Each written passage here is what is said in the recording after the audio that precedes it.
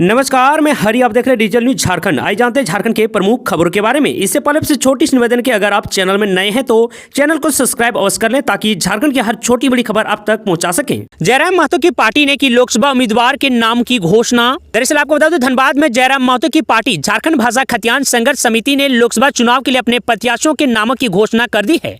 आपको बता दें, धनबाद, दुमका, रांची और गिरिडीह लोकसभा सीट से पार्टी ने उम्मीदवारों का ऐलान कर दिया है। इसे लेकर पार्टी की तरफ से अधिसूचना भी जारी किया गया है। आपको बता दें, जारी अधिसूचना के मुताबिक धनबाद लोकसभा सीट से पार्टी ने इकबाल अंसारी को अपना प्रत्याशी बनाया है। दुमका लोकसभा क्षेत्र से बेबी लता टुडू और रांची लोकसभा सीट से देवेंद्र नाथ महतो को उम्मीदवार बनाया गया है। वहीं बता दें कि गिरिडीह लोकसभा सीट से जयराम महतो खुद प्रत्याशी हैं। सरहुल पर हेमंत सोरेन की झांकी से खड़ा हुआ विवाद। आचार संहिता उल्लंघन के मामले में 26 लोगों पर केस दर्ज। दरअसल बता दूं, जेल में बंद झारखंड के पूर्व मुख्यमंत्री हेमंत सोरेन के समर्थन में कथित तौर पर झांकी निकालकर आदर्श आचार संहिता को उल्लंघन करने के मामले में बड़ी कार्रवाई की गई है। आपको बता दूं कि पुलिस ने शुक्रवार को जानकारी देते हुए बताया कि मामले को लेकर एक आदिवासी संगठन के कुल 26 लोगों पर केस दर्ज किया गया है। आपको बता दें कि कथित तौर पर केंद्रीय सरना समिति के सदस्यों ने गुरुवार को सरहुल उत्सव के दौरान एक झांकी निकाली गई जिसमें हेमंत सोरेन को जेल की सलाखों के पीछे दिखाया गया था। उसके बाहर ईडी, सीबीआई अधिकारियों को दिखाया गया था।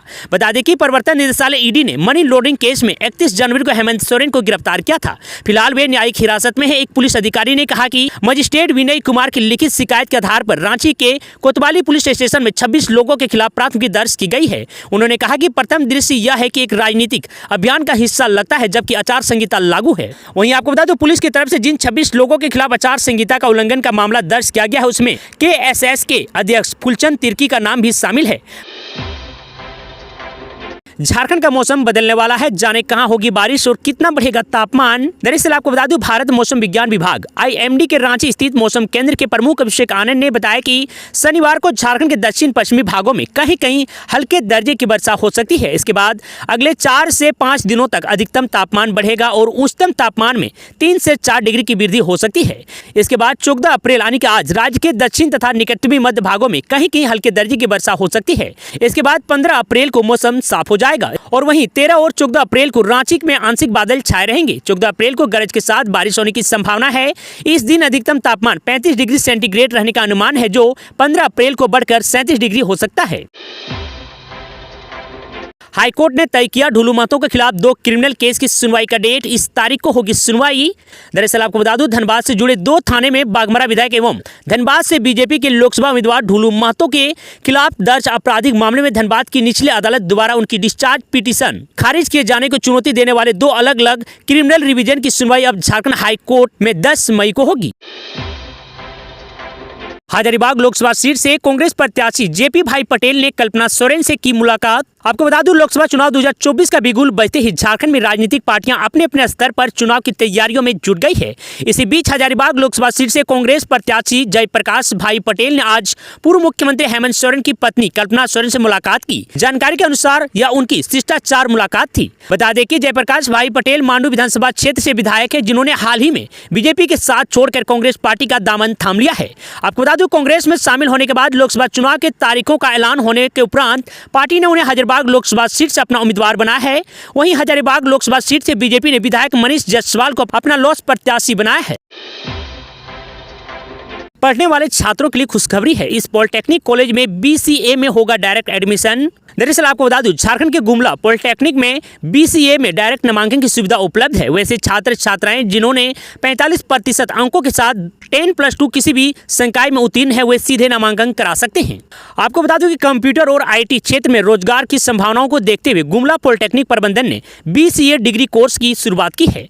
आपको बता दूं कि AICTE और झारखंड प्रौद्योगिक विश्वविद्यालय से मान्यता प्राप्त डिग्री कोर्स में ऑनलाइन या ऑफलाइन अपनी सुविधा के अनुसार आवेदन किया जा सकता है। आपको बता दें कि आवेदन की प्रक्रिया दिनांक 10 अप्रैल से शुरू होकर 15 मई तक चलेगी। गुमला पॉलिटेक्निक में दी जा रही कौशल योजना और उज्ज्वल मासिक योजना में नामांकन हेतु चयन साक्षात्कार के माध्यम से किया जाएगा। झारखंड में हम सभी 14 सीटें जीतेंगे। बीजेपी पर बरसे सीएम चंपई सोरेन। तो वहीं जोभा मांझी की नाराजगी पर साधी चुप्पी। दरअसल आपको बता दूं, सूबे के मुख्यमंत्री चंपई सोरेन 3 दिवसीय दौरे के दौरान शनिवार को अपने विधानसभा सरायकेला के गम्हरिया पहुंचे। इस दौरान कनाडा मोड़ पर झामो कार्यकर्ताओं ने उनका स्वागत किया। इसके बाद मुख्यमंत्री गम्हरिया के पिंडरा बेड़ा में ग्रामीणों से मिले। गम्हरिया के होटल डॉल्फिन में ग्रामीण क्षेत्र के बूथ अध्यक्ष और सदस्यों के साथ बैठक की। वहीं इस मौके पर उन्होंने केंद्र सरकार पर निशाना साधा और कहा कि यहां पूंजीपतियों की सरकार है। राज्य सरकार की योजनाओं के बारे में जानकारी देते हुए उन्होंने कहा कि 50 साल पार कर चुके हर तबके की महिलाओं को पेंशन देने का काम किया है। वहीं चंपई सोरेन ने कहा कि अब आवास योजना से आवासहीन लोगों को मकान उपलब्ध करा रहे हैं। रोजगार के क्षेत्र में भी आदिवासी, मूलवासी व स्थानीय लोगों के लिए औद्योगिक क्षेत्र की कंपनियों में 75% नौकरियां आरक्षित करवाई गई है। आपको बता दूं, मुख्यमंत्री चंपई सोरेन ने आगे कहा कि लोकसभा चुनाव में सभी 14 सीटें पर इंडिया गठबंधन के प्रत्याशी जीत दर्ज करेंगे। तो वहीं आगे मुख्यमंत्री चंपई सोरेन ने कहा कि लोकसभा चुनाव में सभी 14 सीटों पर इंडिया गठबंधन के प्रत्याशी जीत दर्ज करेंगे। तो वहीं कार्यकर्ताओं से अभी से तैयारी में जोर शोर से जुट जाने की अपील की है। झारखंड में गठबंधन का चेहरा बन रही है कल्पना सोरेन। दरअसल आपको बता दूं, झारखंड मुक्ति मोर्चा बदल रही है। पार्टी के काम करने का तरीका चेंज हो रहा है। ये सभी बदलाव कल्पना सोरेन के पार्टी में एक्टिव होने के बाद देखने को मिल रही है। आपको बता दूं कि कल्पना सोरेन पार्टी में एक मजबूत चेहरा बनकर उभरी है। ऐसे में चर्चा तेज है, आने वाले समय में वो गठबंधन का भी एक अहम चेहरा बन सकती है। वहीं 21 अप्रैल को एक बड़ी रैली का आयोजन होना है। इंडिया गठबंधन के कई दिग्गज नेता इसमें शामिल हो रहे हैं। आपको बता दूं कि पिछले कुछ चुनाव में कल्पना सोरेन झारखंड में एक मजबूत नेता के तौर पर उभर कर सामने आई है।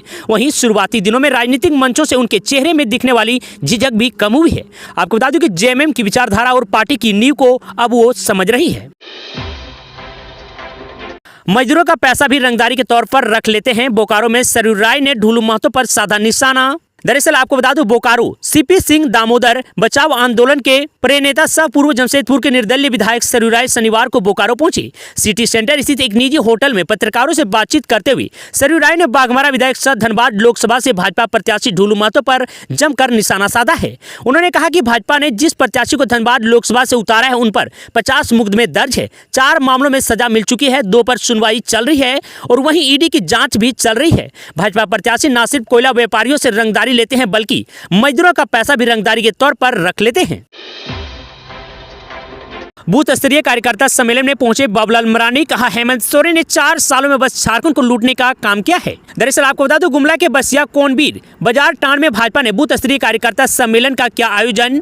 इस आयोजन में बतौर मुख्य अतिथि बीजेपी प्रदेश अध्यक्ष पूर्व मुख्यमंत्री बाबूलाल मरांडी शामिल हुए। भाजपा कार्यकर्ताओं के द्वारा बाबूलाल मरांडी का किया गया भव्य स्वागत। तो वहीं सम्मेलन को संबोधित करते हुए बाबूलाल मरांडी ने आगामी लोकसभा चुनाव को लेकर भाजपा के सभी कार्यकर्ताओं को पूरी लगन के साथ जुट जाने की बात कही। वहीं उन्होंने कहा कि देश के पीएम नरेंद्र मोदी की नेतृत्व वाली केंद्र सरकार में देश तेजी से आगे बढ़ रहा है। देश को विकसित देश बनाने के लिए पुनः एक बार फिर से देश के प्रधानमंत्री नरेंद्र मोदी को बनाना है। साथ ही अब की बार 400 के पार संकल्प को पूरा करने के लिए लोहरदगा लोकसभा क्षेत्र से भाजपा प्रत्याशी समीर उरांव को कमल फूल पर बटन दबाकर विजयी बनाना है।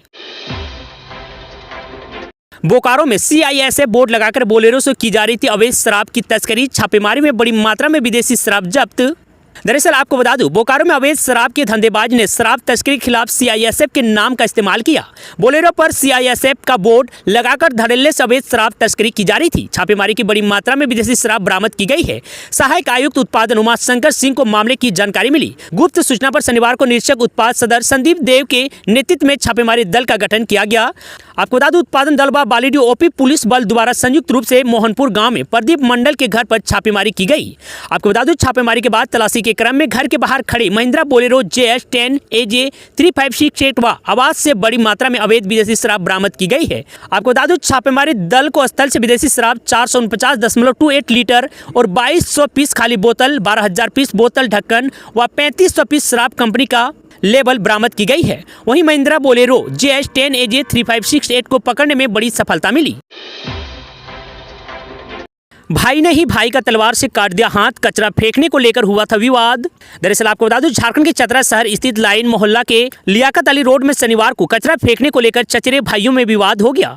देखते ही देखते विवाद इतना बढ़ गया कि एक पक्ष ने घर से तलवार निकाला और दूसरे पक्ष पर सीधा वार कर दिया, जिससे मोहम्मद उमेर नामक युवक का हाथ कट गया। आपको बता दूं कि साथ ही साथ मारपीट में मोहम्मद उमेर के भाई और दूसरे सदस्य भी जख्मी हो गए हैं। आपको बता दूं, उमेर की हालात गंभीर है। उसे प्राथमिक उपचार के बाद हजारीबाग मेडिकल कॉलेज रेफर कर दिया गया था।